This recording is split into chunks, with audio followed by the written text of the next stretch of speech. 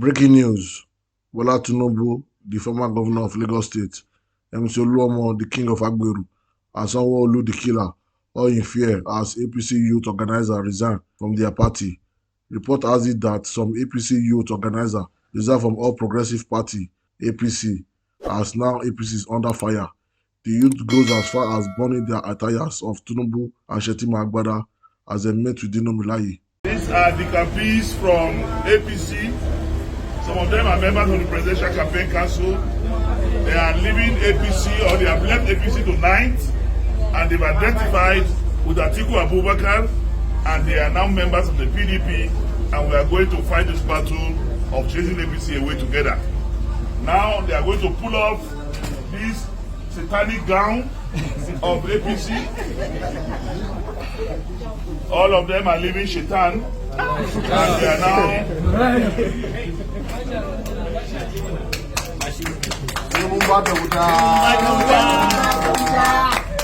bari muga cire wannan muga yawa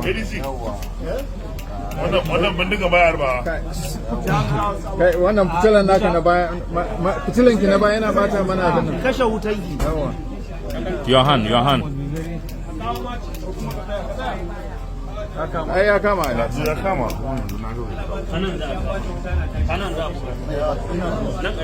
muna so mu ga hoton ne da kar ku ce za ku yawa bari an zo za a kunna mu ga hoton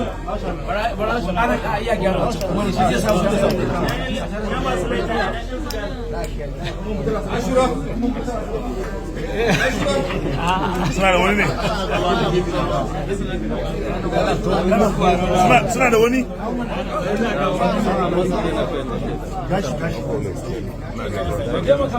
gashi nan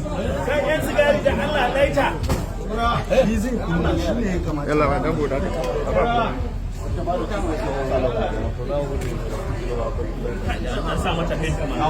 awal da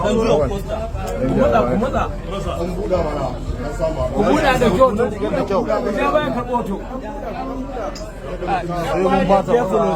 be careful this one a fire wannan sai ka dan bada kayan guri awal kamaran kana ciki ba awal